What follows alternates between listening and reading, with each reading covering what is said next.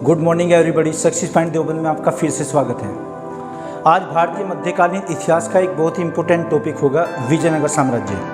देखना, विजयनगर साम्राज्य हर परीक्षा के दृष्टिकोण से एक इम्पोर्टेंट टॉपिक है, तो आज हम इस पर गहराई से चर्चा करने वाले हैं। विजयनगर साम्राज्य, तो आज हम जानेंगे कि विजयनगर साम्राज्य का अस्तित्व कहाँ था, साम्राज्य विस्तार किस क्षेत्र में था और इसमें कितने वंश हुए हैं, उसमें कौन कौन से शासक हुए, क्या क्या उनकी उपलब्धियाँ रही हैं, और भी जो परीक्षा में आए हुए क्वेश्चन हैं उन पर हम डिस्कशन करेंगे।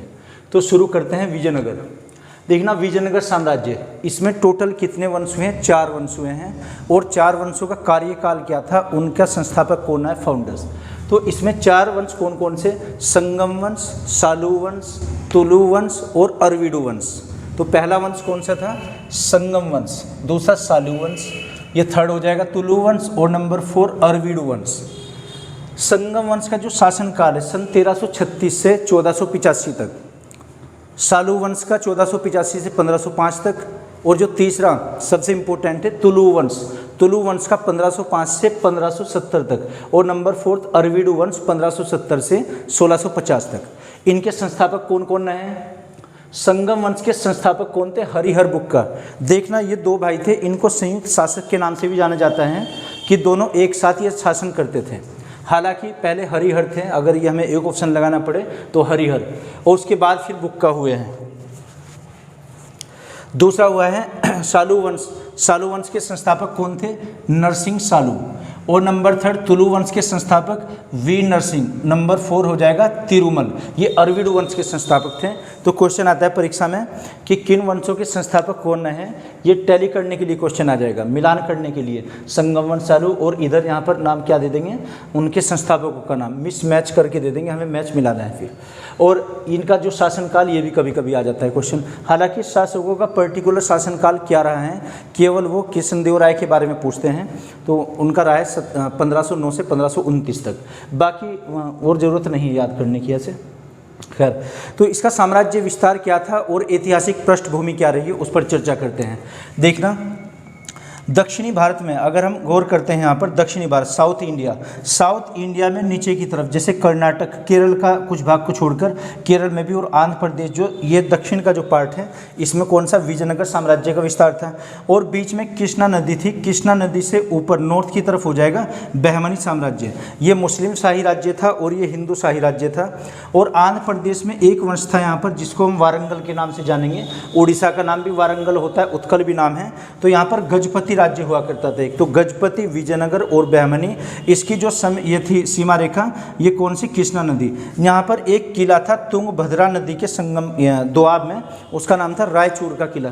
तो रायचूर को लेकर बहमनी राज्य और विजयनगर में आपस में झगड़ा होता था, यही बोन ऑफ कंटेंशन था, यानी कि झगड़े की जड़ क्या थी इसमें? रायचूर का किला। अब हम बात करते हैं संगम वंश। जो संगम वंश के शासक हुए कौन कौन हुए हैं, 1 बाय 1 इनके वंशों के बारे में पढ़ेंगे। तो संगम वंश में कुल 7 शासक हुए हैं। पहला शासक कौन था? हरिहर फर्स्ट।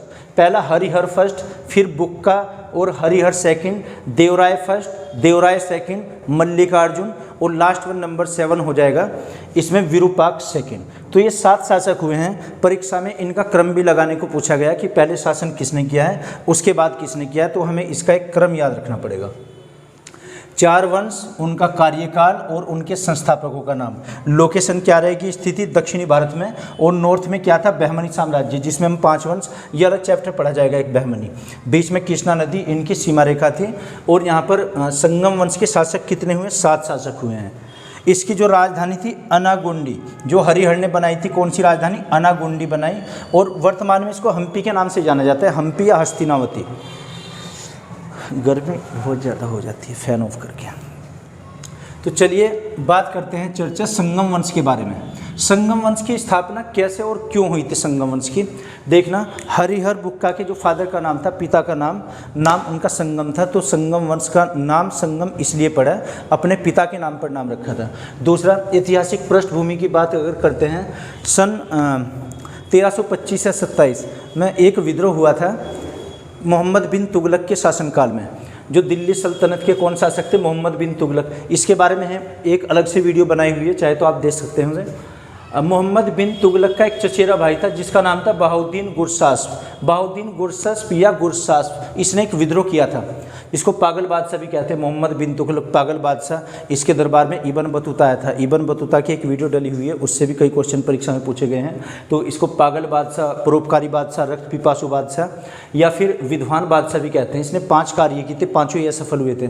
जिसने राजधानी परिवर्तन किया था दिल्ली से दौलताबाद या देवगिरी।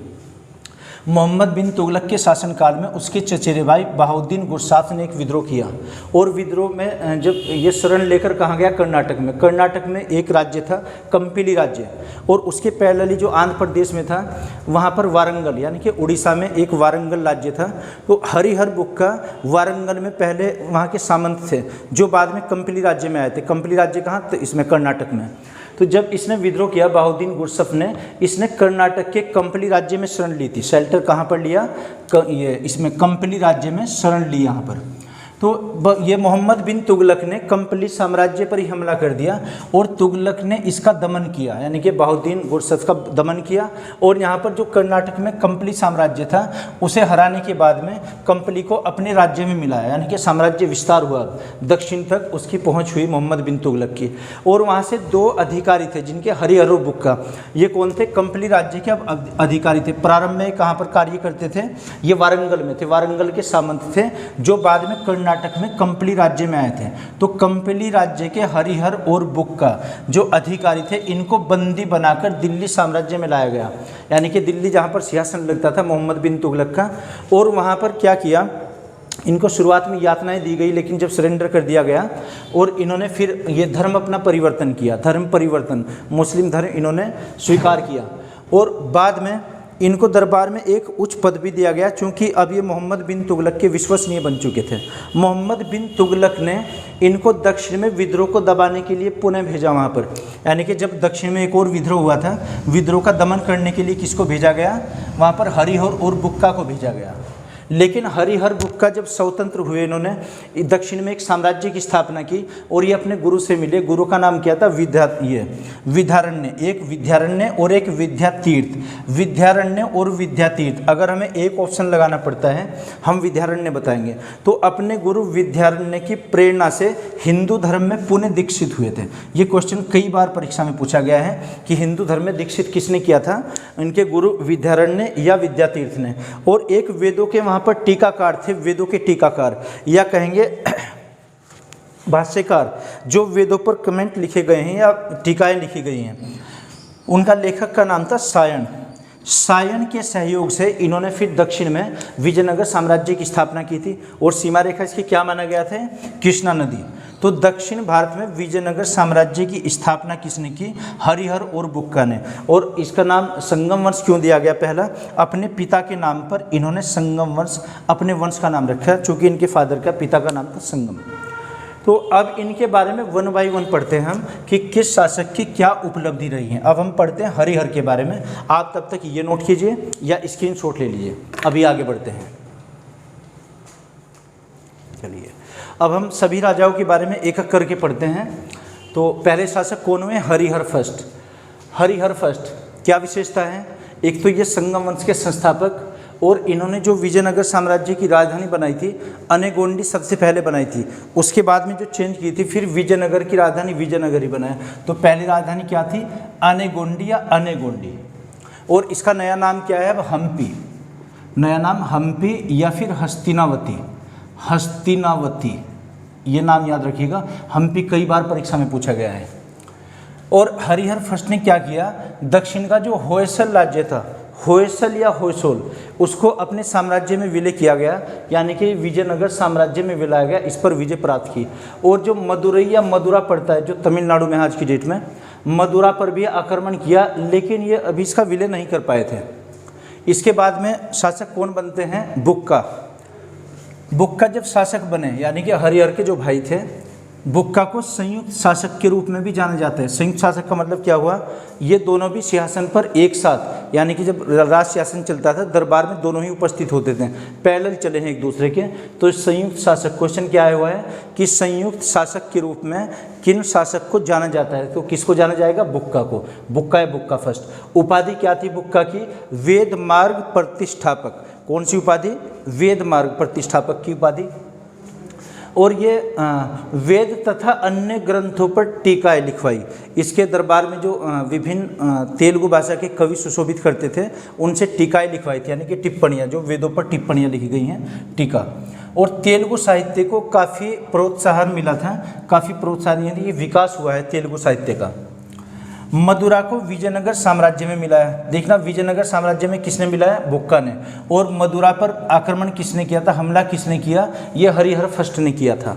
नेक्स्ट, एक अपना दूत मंडल, एक शिष्टमंडल चाइना भेजा था। किसने? बुक्का ने, बुक्का फर्स्ट ने अपना चीन में एक इनवॉय या मैसेंजर भेजा। बहमनी शासक, जो इनके पैरेलल एक साम्राज्य था बहमनी, है ना, ये बहमनी साम्राज्य में 5 हो जाएंगे, बहमनी, बरार, बीदर, गोलकुंडा और अहमदनगर। ये अलग से हम चैप्टर पढ़ेंगे एक। तो बहमनी शासक मोहम्मद शाह फर्स्ट ने ये युद्ध से हारा था, उसमें पराजित हुआ था। और कृष्णा और तुंगभद्रा नदियों के बीच में रायचूर का जो किला था उस पर अधिकार कर लिया, यानी कि बहमनियों से एक युद्ध हुआ, लेकिन वहाँ पर युद्ध में पराजित किया बहमनियों को।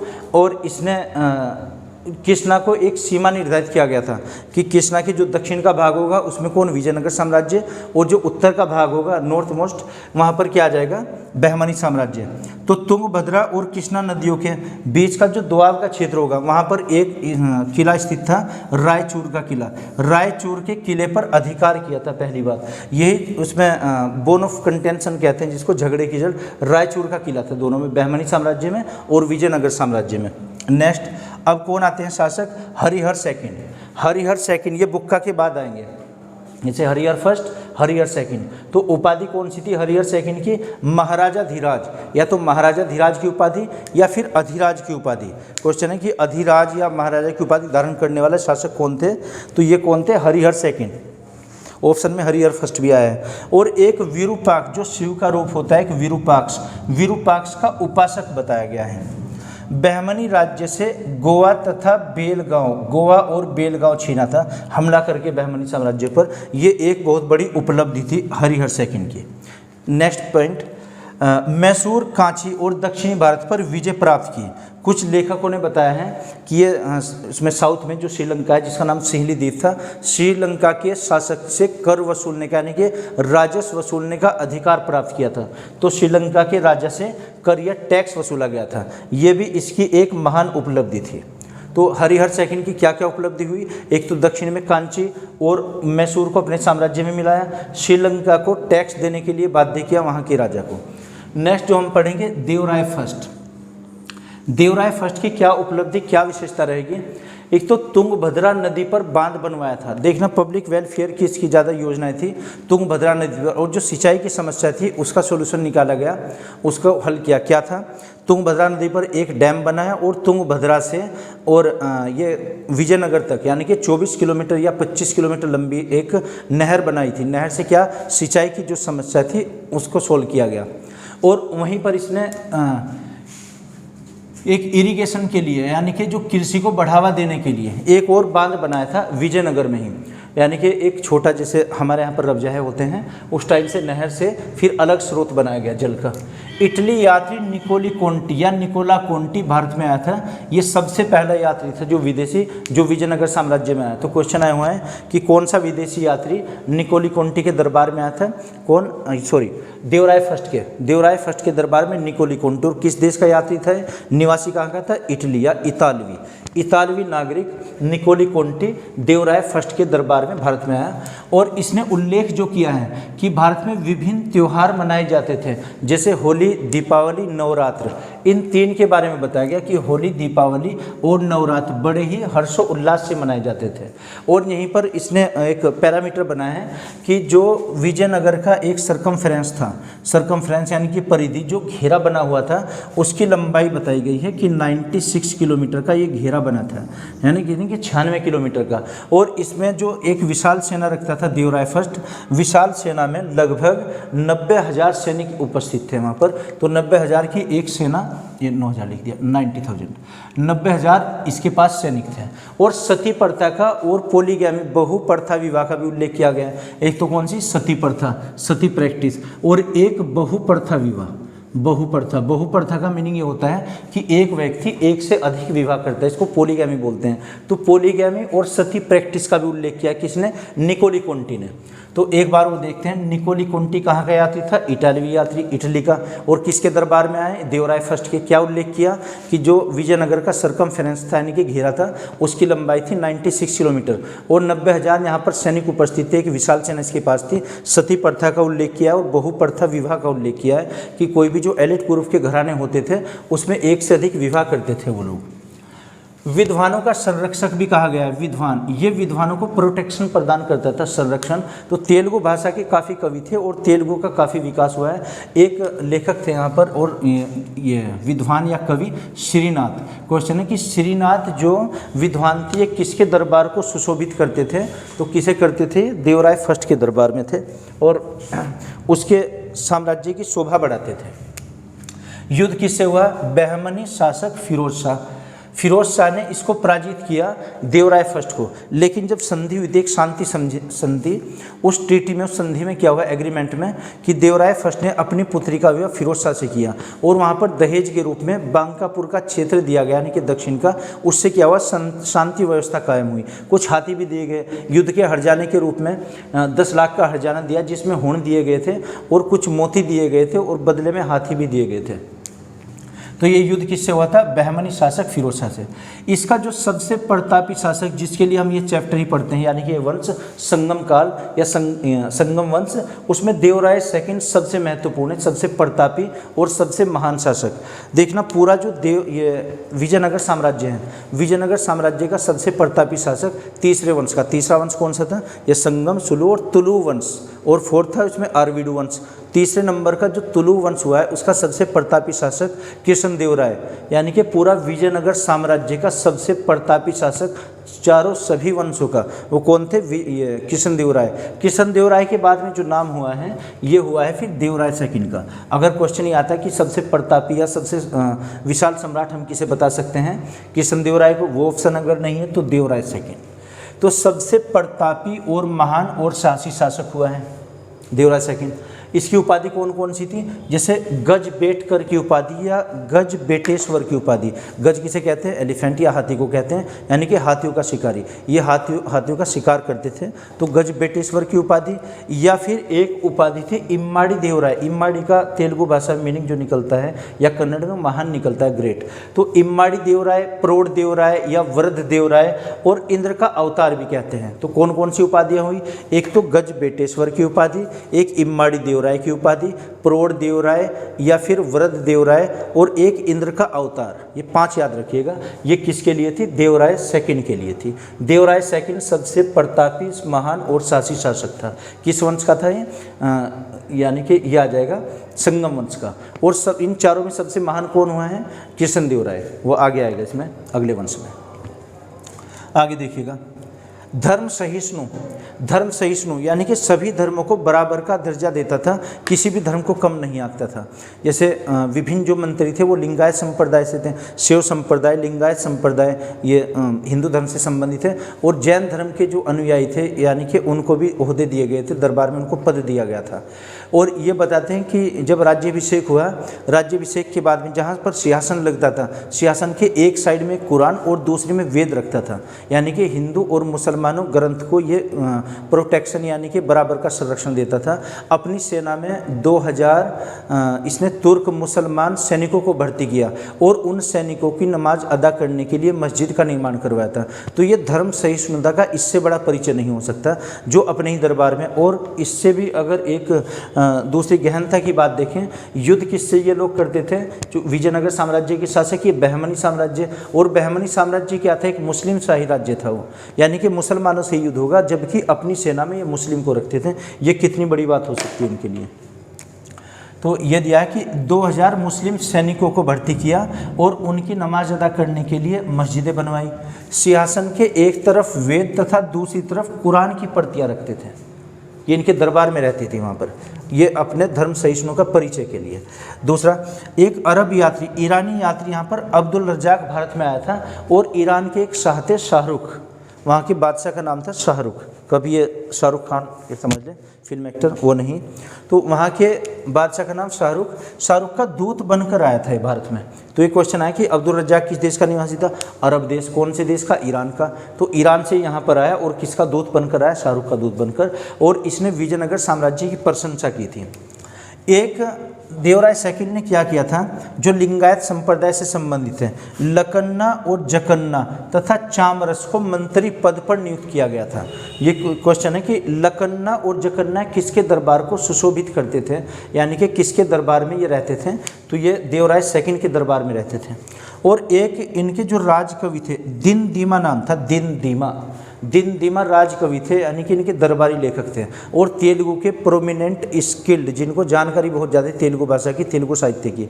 फिर इन्होंने एक साक्षात्कार कराया था अपने दरबार में। साक्षात्कार क्या होता है? जैसे कंपटीशन होता है आज की डेट में, जैसे प्रतियोगिता होती हैं, तो उसमें जो विभिन्न ग्रंथों के भाष्यकार या टीकाकार होते हैं या किसी भाषा के जानकार होते हैं, उनमें एक कंपटीशन होता है। तो उस कंपटीशन में एक तो श्रीनाथ, जो हमने पढ़े ना देवराय फर्स्ट के उसमें, श्रीनाथ थे और एक इनके दिनदीमा थे। श्रीनाथ ने साथ में, यानी कि उस प्रतियोगिता में दिनदीमा को हराया था।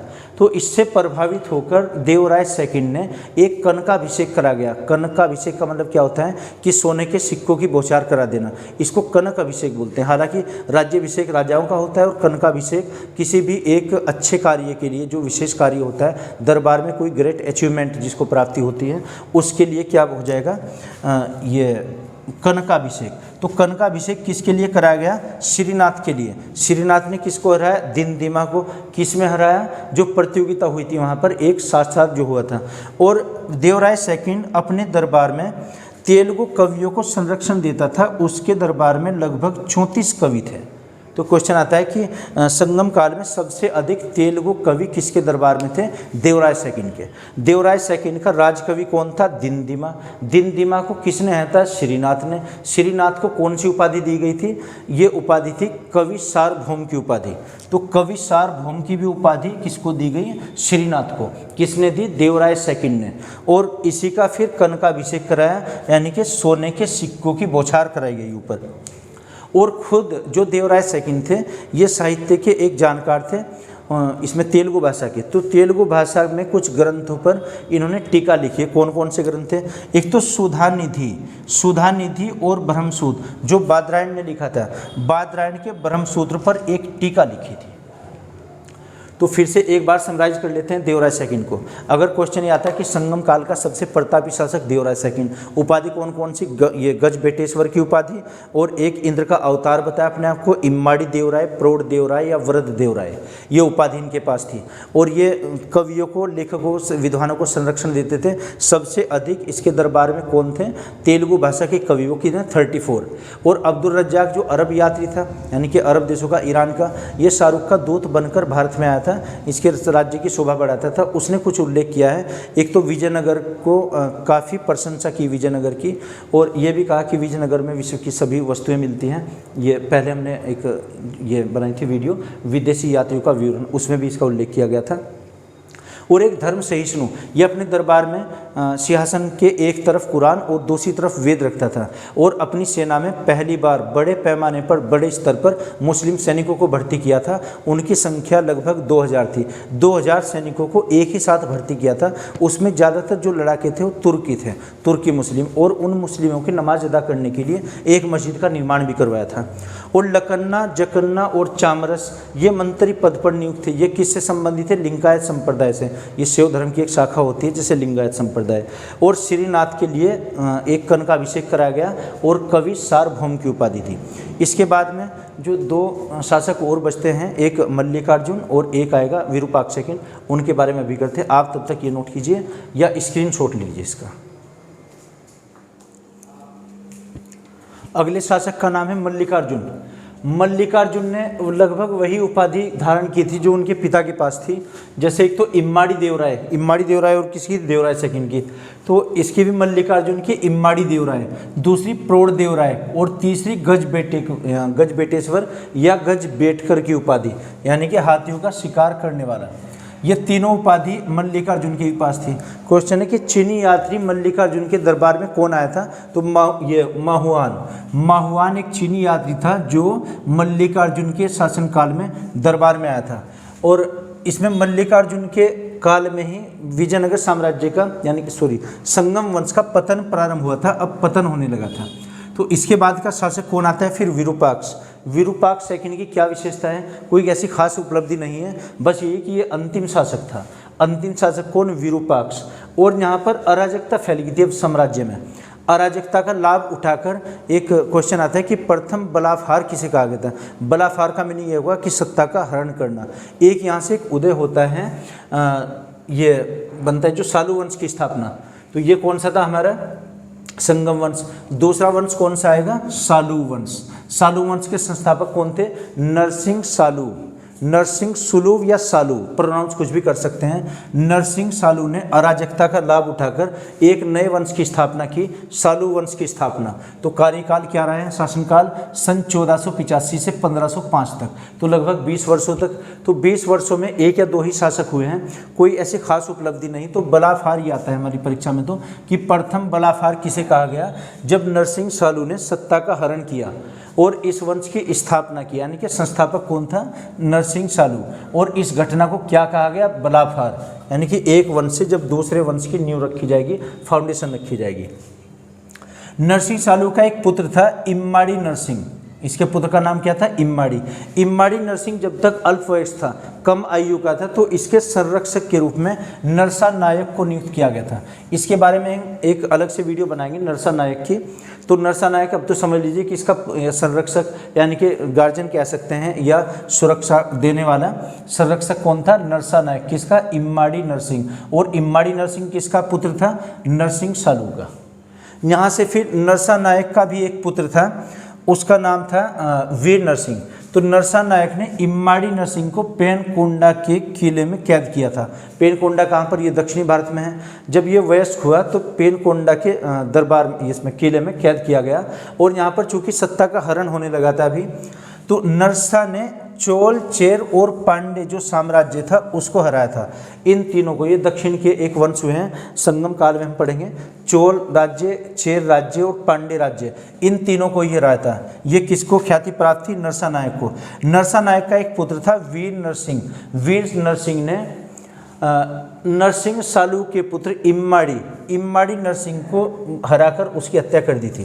तो नरसा के पुत्र वीर नरसिंह ने इम्माड़ी नरसिंह की हत्या की।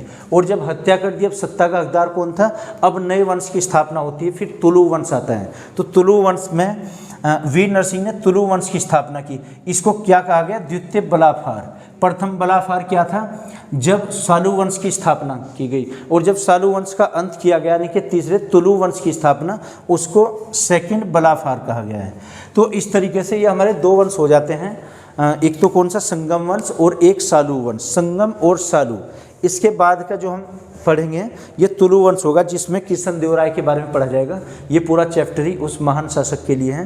तो इस वीडियो में तो हम ये दो ही वंश करेंगे, और तीसरे की एक अलग वीडियो बनाएंगे, चौथे वंश की, अरविड़ वंश की अलग से वीडियो।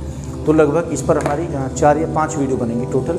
तो ये मैं आशा करता हूँ आपकी समझ आया होगा। अगर नहीं तो कमेंट बॉक्स में आप लिख कर बताइएगा। Okay, thank you.